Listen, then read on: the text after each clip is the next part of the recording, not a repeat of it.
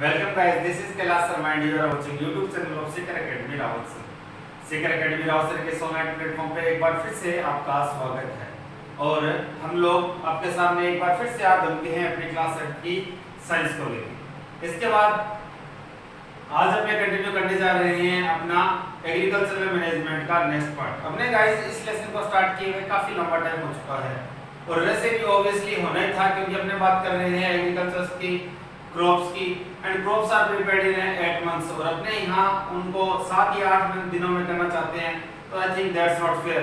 तो कुछ तो आराम से चलना चाहिए और दोस्तों हम लोग इसीलिए आराम से चल रहे हैं कि आप लोगों को कोई बर्डन ना हो, आप लोग इसको कोई मतलब बर्डन फील ना करें, आप लोग पजल ना हो, आप लोग इसको हैवी माइंड से ना ले, इसीलिए हम लोग स्लो चल रहे हैं। और मैं उम्मीद भी करता हूँ और आशा भी करता हूँ और आप लोगों को विश्वास भी है कि आप लोग इसके साथ साथ इसको कवर करते जा रहे हैं। तो चलिए दोस्तों अपना करते हैं नेक्स्ट टॉपिक को स्टार्ट करने से पहले इस चैनल पे जो भी नया है वो चैनल को सब्सक्राइब कर दीजिए और क्लास को स्टार्ट करने से पहले क्लास को शेयर भी कर दीजिए। और एक आज नई थिंग ये है कि आपको क्लास को लाइक भी करनी है। आज से क्या करनी है? लाइक कर दी ना? नहीं की अभी तक? तो अरे पहले वो दबाओ, पॉज करो, पॉज करने के बाद नीचे जो इस तरह थंब का साइन है उस पर प्रेस कर दो। ब्लू हो गया वो? Yes, that's very good, like हो गई है। अब चलते हैं अपने नेक्स्ट टॉपिक पर। अपन लोगों ने फसलें क्या कर ली थी? इरिगेशन कर ली थी। इरिगेशन करने के बाद क्रॉप प्रोटेक्शन कर ली थी। अब फसलें बड़ी हो चुकी है और अब अपने क्या करने जा रहे हैं? हार्वेस्टिंग करने जा रहे हैं। क्या करने जा रहे हैं? हार्वेस्टिंग करने जा रहे हैं। हार्वेस्टिंग क्या होती है? हार्वेस्टिंग देखो, जो अब अपनी फसल को कट करना, cutting and collection, cutting and collection of a matured crop is known as a cutting and collection of matured crop is known as a harvesting। इसे क्या बोलते हैं? हार्वेस्टिंग। ये मैन्युअली भी कर सकते हो, लेबर लगा के मैन्युअली भी करते हैं और मशीन से भी करते हैं। रिपेयर वगैरह है, कंबाइन वगैरह है, इनसे भी हार्वेस्टिंग की जाती है। तो ये अपना हार्वेस्टिंग का टॉपिक इतना कंप्लीट होता है, ठीक है। अब यहाँ मुद्दे की बात है कि मैन्युअली अगर आपने उसको कटिंग कर ली, मैन्युअली अगर आपने उसकी कटिंग कर ली क्रॉप्स की, तो इससे यहाँ अपने ग्रेन्स कैसे सेपरेट करेंगे? How does we separate grains? ये अपना नेक्स्ट टॉपिक रहने वाला है कि अपने ग्रेन्स को सेपरेट कैसे करेंगे। किससे? अपने सेपरेट करेंगे किससे? चाफ से, यानी कि जो अपना कचरा रह गया उससे कैसे सेपरेट करेंगे, ठीक है। तो अपने देखते हैं कि सेपरेट कैसे किया जाता है इस टॉपिक को। तो हार्वेस्टिंग आपको समझ में आ गया और इतना ही है, ज्यादा पजल होने की कोई जरूरत भी नहीं है, काफी आसान है, ठीक है। तो ग्रेन्स को सेपरेट करना जो है, ओनली ग्रेन्स को, अब आप फसल काटते हो तो उसमें क्या होता है? पूरी की पूरी फसल होती है, स्टॉक्स जो होती है, जैसे कि गेहूं की, व्हीट की जो स्टॉक्स है, इन स्टॉक्स से क्या सेपरेट करना? ग्रेन सेपरेट करना। सर ये स्टॉक्स क्या होती है? ये स्टॉक्स होती है बालियां, आगे बाली होती है ना, गेहूं की बाली, वो है स्टॉक्स। उससे क्या करना? ग्रेन्स को सेपरेट करना। ये अपने देखेंगे, ठीक है। तो ये फर्स्ट मेथड है इसका।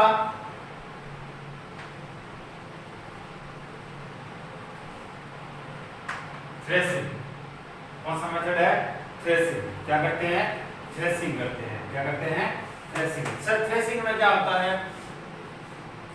थ्रेसिंग में आपको यहाँ एक स्लाइड दिखा दे रही होगी जिसमें आपको एक डायग्राम दिखाई दे रहा है जिसमें किस तरह कुछ लोग फसलों को एक हार्ड सरफेस पे टकरा रहे हैं, ठीक है, दिखाई दे रहा होगा। ये ही रियल में थ्रेसिंग है। ये ही रियल में क्या है? थ्रेसिंग है। समझ आई बात? ये रियल में क्या है? थ्रेसिंग है। इसमें क्या होते हैं कि जो हेवी पार्टिकल्स है यानी कि ग्रेन्स है और जो चाफ है वो क्या है? वो लाइट होता है, इसीलिए वो तो दूर चला जाता है और जो ग्रेन्स होते हैं वो वही गिर जाते हैं। तो आप क्या कहोगे कि stocks are beaten against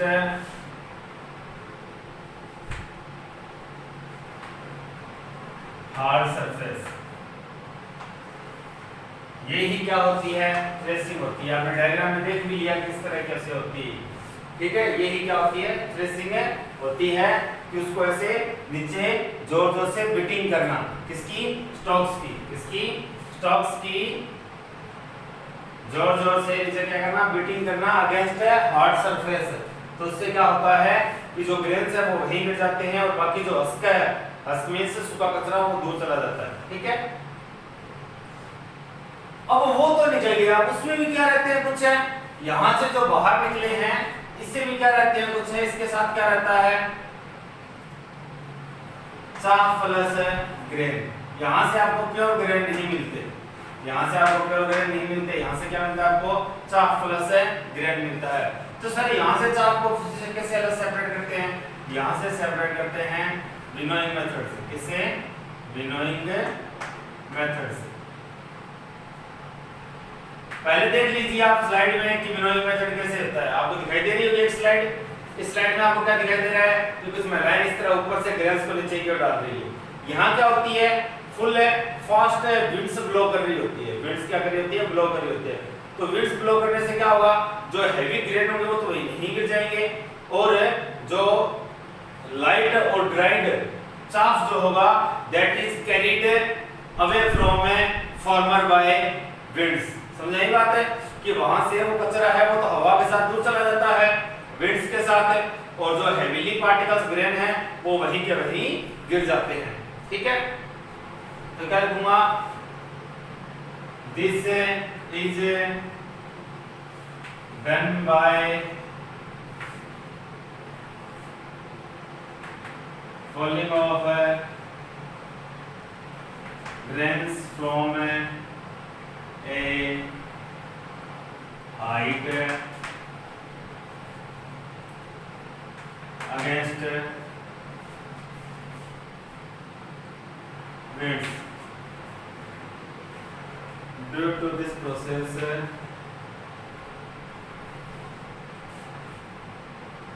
light and dried chaff is carried away from farmer and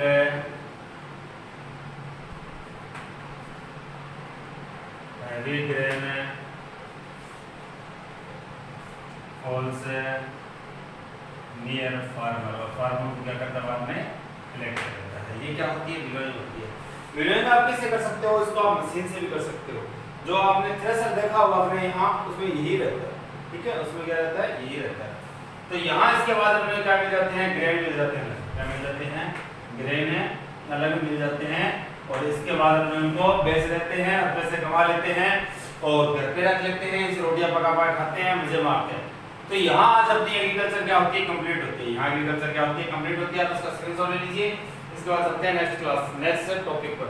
threshing पहले क्या था, हार्वेस्टिंग थी। हार्वेस्टिंग यानी cutting and collection of matured crop is known as harvesting. उससे क्या करते हैं, थ्रेसिंग करते हैं। थ्रेसिंग यानी उसको हार्ड सरफेस पे बीटिंग करते हैं, जिससे वो ग्रेन्स क्या हो जाते हैं, सेपरेट हो जाते हैं। यहाँ से भी अगर चाफ वगैरह रह जाता है तो उसको विनोइंग मेथड से क्या करते हैं, सेपरेट करते हैं। किसी हवा के सामने डालते हैं, विंड्स ब्लो कर रही हो तो चाफ तो दूर चला जाता है और हैवी पार्टिकल्स ग्रेन्स नहीं गिर जाते हैं, ठीक है। और अगर ये कई बार मशीनों से भी करते हैं, जैसे कि थ्रेशर बताया था अभी, थ्रेशर से करते हैं, ठीक है। और हार्वेस्टिंग भी मशीनों से करते हैं, जैसे कंबाइन है, ठीक है। मैं व्हाट्सएप करता हूँ, आपने स्क्रीनशॉट ले लिया होगा। क्या यहाँ अपना काम पूरा होता है क्या? सर क्रॉप्स का तो पूरा होता है, लेकिन ये काम रह गया, इनका स्टोरेज कहाँ करें, इनका स्टोरेज कहाँ करें। अब देखो स्टोरेज के लिए ज्यादा लंबा चौड़ा मेथड नहीं है, उसको बोर्ड पे लिखने की भी जरूरत नहीं है। स्टोरेज या फिर तो गोडाउन में किया जाता है। कहाँ किया जाता है स्टोरेज कहाँ किया जाता है, गोडाउन में, ठीक है। गोडाउन में ना किया जाता तो साइलो में किया जाता है। इसमें साइलो में किया जाता है। अब साइलो क्या होता है, साइलो होती है बहुत लंबी लंबी, इस तरह सीमेंट के बने हुए गोडाउन टाइप होते हैं, इनमें रखा जाता है इनको। इन्हें क्या बोलते हैं? साइलो बोलते हैं। बहुत लंबे सारे होते हैं। आपको मैं अभी व्हाट्सएप पे स्लाइड लगाता हूं आपके सामने, आपको दिखाई दे रहा है साइलो। ये इस तरह क्या होते हैं? साइलो होते हैं। तो जरूरी क्यों है स्टोरेज? स्टोरेज है जरूरी क्यों है?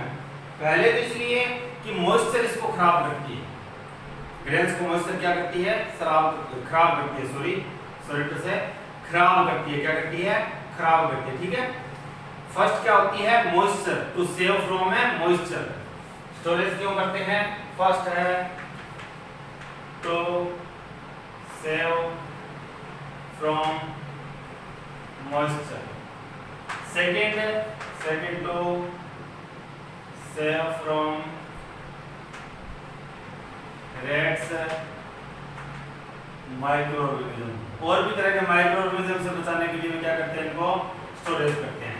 ये दो मेथड होते हैं, reason of storage, reason of storage, या फिर आप प्रिकॉशंस ऑफ स्टोरेज कर सकते हो। उस टाइम इनको ध्यान रखना चाहिए, इसीलिए इनका स्टोरेज किसमें दिया जाता है? साइलो में, जो भी मैंने आपको स्लाइड में दिखाया था। आप इसका फटाफट स्क्रीनशॉट ले सकते हैं, पॉज करके स्क्रीनशॉट ले लिया करो, जिससे क्या होता है आपको इजीली स्क्रीनशॉट मिल जाता है। अब देखते हैं कि एडवांटेज ऑफ क्रॉप्स क्या है।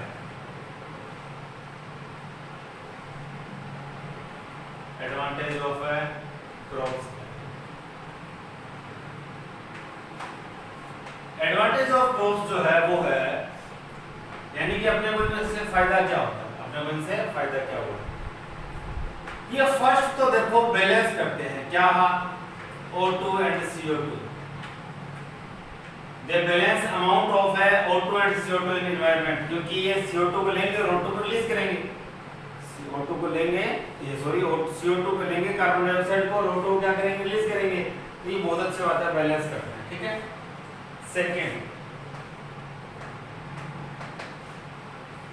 सेकंड जो है वो ये है कि ये नॉइज को कंट्रोल करते हैं।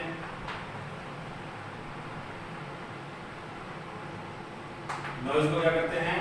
कंट्रोल करते हैं। क्या करते हैं? नॉइज को कंट्रोल करते हैं। सेकंड किसको कंट्रोल करते हैं? नॉइज को कंट्रोल करते हैं। नॉइज को कंट्रोल करने के साथ साथ ये जो इन्वायरमेंट में मॉइस्चर होती है, यानी कि ह्यूमिडिटी, उसको भी कंट्रोल करते हैं। सही, ह्यूमिडिटी क्या होती है? देखो एनवायरनमेंट में वाटर होता है, एनवायरनमेंट में जाता है वाटर, के बारे में कहते हैं उमस ज्यादा हो गई है आज, तो वो एक तरह की ह्यूमिडिटी है। The amount of water in environment is known as humidity, तो उसको भी कंट्रोल करते हैं, सही से रखते हैं। फोर्थ, और इसकी वजह से क्या रहता है? टेम्परेचर कंट्रोल रहता है। इस ह्यूमिडिटी की वजह से क्या रहता है? टेम्परेचर कंट्रोल रहता है, ज्यादा गर्मी नहीं होने देती है। ठीक है, फिफ्थ क्या है कि ये सिक्योरिटी देती है, किसको? एनिमल्स एंड स्मॉल ऑर्गेनिज्म, जो अपने लिए अच्छे हैं, छोटे छोटे जानवर जो हैं वो इनमें रह सकते हैं, जो फूड चेन के लिए काफी इंपॉर्टेंट रोल प्ले करते हैं, उनको ये क्या देती है? सिक्योरिटी देती है। ग्रीनरी होती है, इनसे क्या होती है? ग्रीनरी, यानी कि हरियाली आती है, और हरियाली तो आपको मालूम है कि अपने खुद के लिए काफी अच्छी होती है। 7, हरियाली के साथ साथ ये और क्या करते हैं? इनका काम ये है कि ये सॉइल इरोजन को भी प्रिवेंट करते हैं। सॉइल इरोजन को भी क्या करते हैं? प्रिवेंट करते हैं। They prevent soil erosion. Soil erosion क्या होती है? कई बार बरसात के समय क्या होता है कि पानी ज्यादा बहता है, जिसकी वजह से आपको देखा होगा कि मिट्टी के अंदर कटाव, गहरे गड्ढे हो जाते हैं। ठीक है, मिट्टी कट जाती है, उसे बोलते हैं सॉइल इरोजन। क्या बोलते हैं? Soil erosion. तो उसको ये नहीं होने देती। सॉइल इरोजन से क्या होती है? ऊपर वाली जो सरफेस लेयर है, जो कि फर्टाइल लेयर है, वो उस वाटर के साथ आगे फ्लो कर जाती है, और उसके बाद अपने आप कुछ नहीं लगता, वो मिट्टी जब जो जमीन है वो अनफर्टाइल हो जाती है। तो ये अपने क्या है? कुछ एडवांटेज है किसके? क्रॉप्स के। या आप इसका स्क्रीनशॉट ले लीजिए। एक बार रिपीट कर लेते हैं। बैलेंस करते हैं O2 और CO2 को, बिकॉज़ ये CO2 कंज्यूम करते हैं, O2 को रिलीज करते हैं। नॉइज पोल्यूशन को कंट्रोल करते हैं। एनवायरनमेंट में मॉइस्चर ह्यूमिडिटी को कंट्रोल करते हैं, जिससे टेंपरेचर कंट्रोल रहता है। ये जो स्मॉल एनिमल्स होते हैं, स्मॉल ऑर्गेनिजम्स होते हैं, उनको सिक्योरिटी देते हैं, जिससे वो फूड चेन में इंपॉर्टेंट रोल प्ले कर सके। उसके बाद ये ग्रीनरी शो करते हैं, जो अपनी हेल्थ के लिए काफी अच्छी होती है। और सेवंथ है, ये सॉइल इरोजन क्या करते हैं, प्रिवेंट करते हैं। सॉइल इरोजन प्रिवेंट करना बहुत ही जरूरी है। तो आप इसका स्क्रीनशॉट ले लीजिए। उसके बाद मैं बोर्ड साफ करता हूं।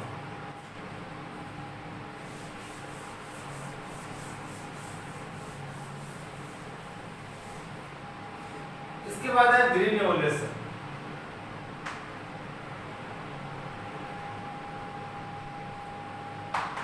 देखो, ग्रीन नेबुलेशन ज्यादा लंबा चौड़ा सिस्टम नहीं है, इसे हिंदी में हरित क्रांति बोलते हैं। क्या हुआ कि काफी पिछले डेकेड्स में 3 to 4 डेकेड्स में 1970 के बाद से इंडिया इतना ज्यादा यील्ड प्रोडक्शन नहीं कर सकता था। क्रॉप यील्ड अपने पास इतना नहीं था। It means India is not independent इस मामले में, ग्रेन्स के मामले में। अपन लोग डिपेंड रहते थे किस पे रहते थे, अदर कंट्रीज पे। अपन लोग कॉलोनियल कंट्रीज थी। और आपको ध्यान में भी होगा कि 1965 के अंदर जब लाल बहादुर शास्त्री के टाइम में पाकिस्तान ने भारत में हमला बोला था, उस टाइम अमेरिका, जब इंडिया ने पूरा जबरदस्त मुंह तोड़ जवाब दिया और अपने करगिल से लेके कहां तक गए थे, कहां तक पहुंच गए थे, लाहौर जाने की तैयारी में थे। लाहौर से अपने थोड़े ही दूर पे थे, 15 से 20 मिनट का रास्ता था, वरना पाकिस्तान अपना होता। उस टाइम अमेरिका ऐसे कह रहा था कि हम आपको गेहूं नहीं देंगे अगर आप लोग वापस नहीं आते। लाल बहादुर शास्त्री ने कहा था, ना दो तो अपने गेहूं अपने पास रखो। उसके बाद से जरूरत थी अपने को किसकी, कि इस फील्ड के अंदर एक जबरदस्त इंक्रीमेंट लाया जाए। लेकिन कैसे लाया जाए, तो उस टाइम में साइंस को इसके अंदर इंक्लूड किया गया। खेती के अंदर, एग्रीकल्चर के अंदर साइंस को इंक्लूड किया गया, टेक्नोलॉजी को इंक्लूड किया गया, जेनेटिक्स को इंक्लूड किया गया। इससे क्या हुआ कि ग्रीन रेवोल्यूशन में क्या क्या हुआ, ग्रीन रेवोल्यूशन में सीड्स जो है वो हाइब्रिड लाए गए। हाइब्रिड यानी नई किस्म के लाए गए, ठीक है। और अलग अलग बड़े बड़े मतलब लार्ज अमाउंट पे क्या किए गए, चेंजेस किए गए, जिससे फसलें अच्छी हो सके। ये सारे के सारे ग्रीन रेवोल्यूशन के पार्ट थे। किसके थे, ग्रीन रेवोल्यूशन के। और इस ग्रीन रेवोल्यूशन में अपन लोगों ने खेती के लिए अलग अलग एम रखे, टारगेट रखे, वो अपन लोगों ने कंप्लीट भी किए। उसी की देन आज है कि आज हम लोग क्या है, इंडिपेंडेंट है, अपने किसी पे डिपेंडेंट नहीं, अपने सेल्फ डिपेंडेंट है। अपने पास इतना अनाज होता है कि अपने किसी से दूसरे से लेना नहीं पड़ता, ठीक है। तो ग्रीन रेवोल्यूशन किस लिए है, ये फसलों के लिए है। फसलों के अंदर इनक्रेडिबल इंप्रूवमेंट के लिए, लाइक है सीड्स को इंप्रूवमेंट करना, लाइक है क्वालिटी को इंप्रूवमेंट करना, लाइक है सोइल को इंप्रूवमेंट करना, इन सभी को।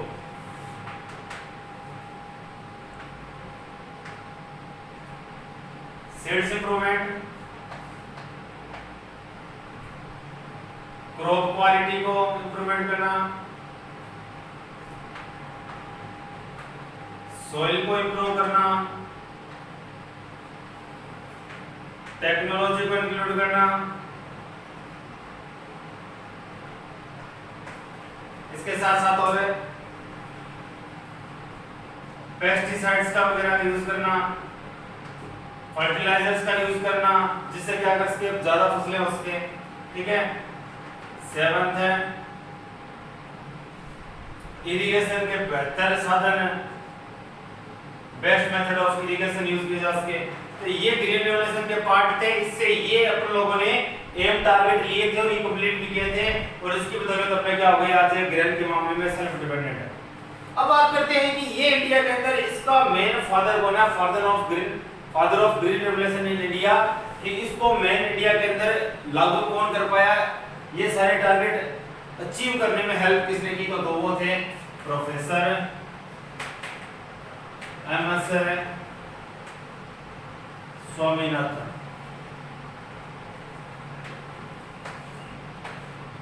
आपको स्क्रीन पे दिखाई दे रहे होंगे प्रोफेसर साहब, ये थे प्रोफेसर साहब, ठीक है।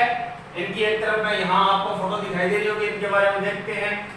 इनका जो बर्थ ईयर है, जो स्वामी नाथन जी है, ये जो भाई साहब है, महान आत्मा है, हुतात्मा है, ग्रेट है। इनका जो डेट ऑफ बर्थ है वो है 7 अगस्त 1925। He was born on 7 August 1925 and where कोम्बाकोणम। कहाँ हुआ था इनका बर्थ है? Kumbakonam, that is a located in a Tamil Nadu. ये जो थे वो साइंटिस्ट थे और किससे रिलेटेड है? एग्रीकल्चर से रिलेटेड थे।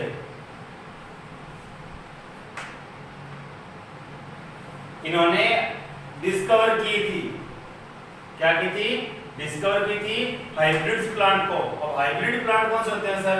हाइब्रिड प्लांट होते हैं जैसे कि आप लोगों ने देखा होगा ग्वार का टाइम आया था, ठीक है, ग्वार का टाइम आया था तो ग्वार पॉट्स में क्या था कि ज्यादा फलियां लगती है, ज्यादा पोट्स लगती है, ज्यादा ग्वार निकलता है। और कुछ ग्वार ऐसे होते हैं जो क्या होते हैं जिनमें कम फसल लगती है, जो रियल में ग्वार होते हैं। एक तो पढ़ा लिखा है ग्वार होता है, कुछ ग्वार रियल में ग्वार होते हैं, कुछ भी नहीं मालूम होता, और कुछ ग्वार एजुकेटेड होते हैं, उनमें बहुत सारी फसल फलियां लगती है। तो इस तरह उन्हें क्या बोलते हैं? हाइब्रिड प्लांट्स बोलते हैं। इनको डिस्कवर किया था कब है? 1965 में। कब है? 1965 में। जब इनको 1965 में डिस्कवर किया तो फिर उसके बाद 1966 में इनको क्या मिला था? सॉरी 1966 में इन्होंने क्या किया था? इसको डिस्कवर किया था। फिर 1967 में इनको क्या मिला था? इनको मिला था पद्मश्री अवार्ड। कौन सा अवार्ड है? पद्मश्री अवार्ड। फिर 1972 में इनको कौन सा अवार्ड मिला था? पद्म भूषण। कौन सा? पद्म भूषण अवार्ड। फिर 1989 के अंदर इनको कौन सा अवार्ड मिला था? इनको मिला था पद्म विभूषण। कौन सा? पद्म विभूषण। 1967 में पद्मश्री, 1962 में पद्म भूषण और 1989 में पद्म विभूषण। और 1966 में उन्होंने डिस्कवर किया था हाइब्रिड प्लांट्स को। कहां? पंजाब स्टेट में। कौन से स्टेट में? पंजाब स्टेट में इनको डिस्कवर किया था। और 7 अगस्त 1975 को इनका कोम्बाकोणम में तमिलनाडु में बॉर्न हुआ था, ठीक है। तो काफी ग्रेट साइंटिस्ट थे। ये क्या है? फादर ऑफ रेवोल्यूशन है, father of green revolution India के अंदर, ठीक है। ये इनके बारे में हम लोगों ने स्टडी की और इसी के साथ अपना लेसन क्या होता है? कंप्लीट होता है। आप इसका स्क्रीनशॉट ले सकते हैं, आपको इस तरह दिखाई दे रहा होगा, इस तरह दिखाई दे रहा होगा, आप इसका स्क्रीनशॉट ले सकते हैं। इसके बाद मिलेंगे अपने नेक्स्ट क्लास में। क्लास को लाइक कीजिए, शेयर कीजिए, चैनल को सब्सक्राइब कीजिए और शेयर करके अपने मित्रों से भी सब्सक्राइब करवाइए ताकि सभी को क्लासेस का बेनिफिट मिल सके। इसके बाद मिलते हैं अपने नेक्स्ट क्लास में, तब तक के लिए अलविदा दोस्तों। स्टे होम, बी सेफ, घर पे रहिए।